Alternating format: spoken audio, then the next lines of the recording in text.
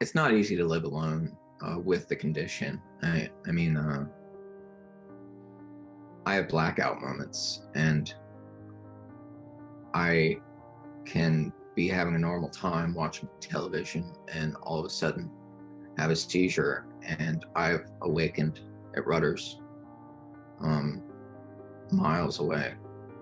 Um, I've awakened at churches and places that I've left and been locked out of my home.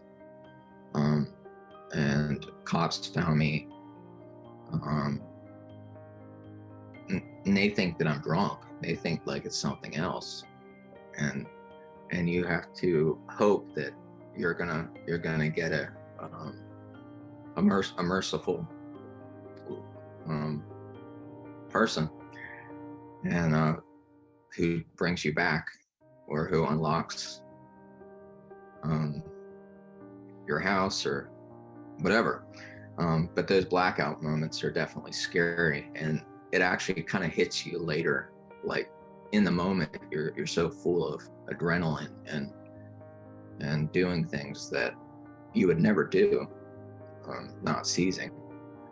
Um, and then it kind of hits you later in the day, and it's like you're just bombarded with all of these images.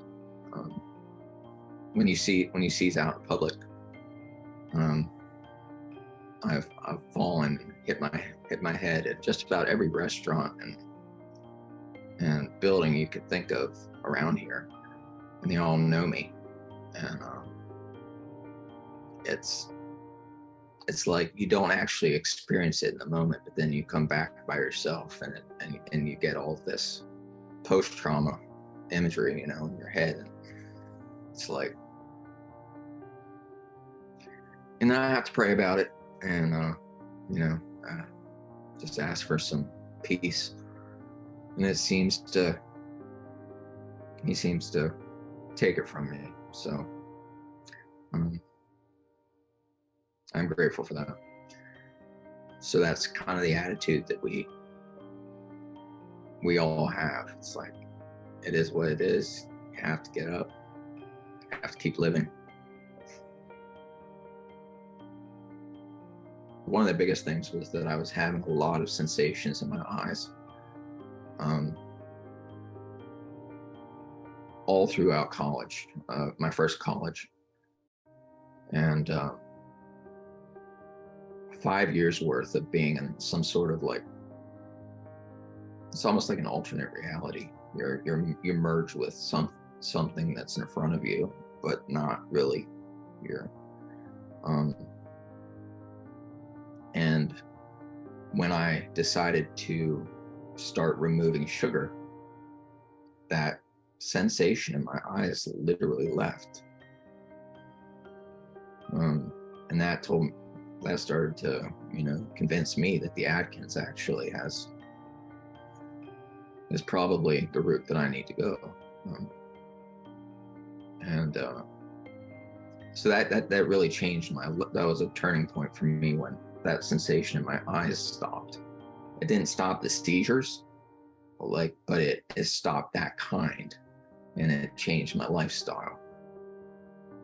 I was like, in my late 30s, I started to see the world that I saw through a virtual reality, almost my entire life, through a different lens. It's like I'd go through York and see buildings that I saw as a kid, all warped, and it would feel like I was seeing them again for the first time through a normal set of eyes. And just because I got rid of the sugar. So it was a massive change through the diet. So a lot of the diet stuff for me has been, or the knowledge that I accrued was self search, really.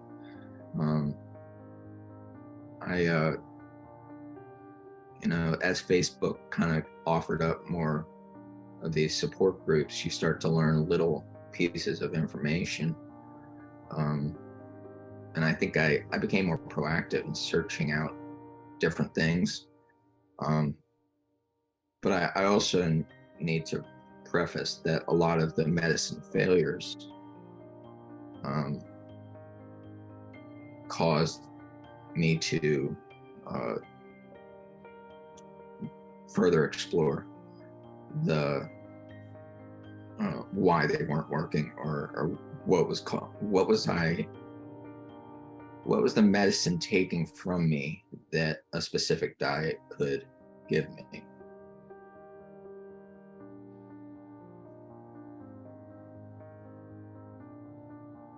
The way they treat me, and the way they treat my proactive approach, I guess, to solving my own problems,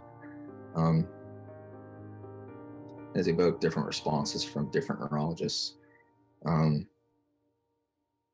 I would say not really positively.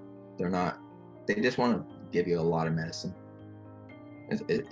They don't seem to know exactly what it does. They say this is popular drug. I'm giving this to a lot of people. Let's try this. And I'm like, no, we're not playing that game. I have told them about the diet, and they're kind of like, well, that's not really my specialty. And there is that concern between doctors and specialists. They don't want to step on each other's toes, as opposed to working with one another.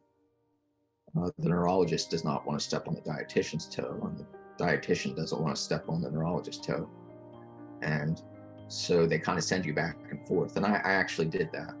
My neurologist sent me to a dietitian for a while, and then she sent me back to our neurologist after I made a few changes. But they wouldn't work together, which didn't make any sense to me.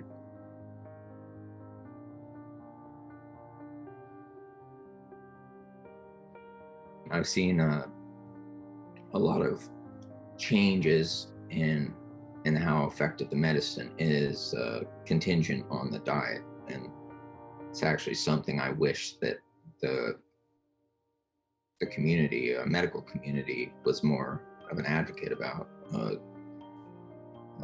in terms of preparing your body for creating an environment for the medicine, rather than the other way around. I definitely would recommend the Atkins diet. I know that I initially was attempting the keto diet, and it was brought to my attention that the Atkins was more conducive to the adult. So I guess my advice would be ease into it. Don't expect that it's all gonna happen at once. It really is an experimental process. Learning to pick the foods that are healthy for you and fit into that Atkins category from a grocery store is an art within itself. And everything is so processed, and everything is so sugar based, and we live in a carb society.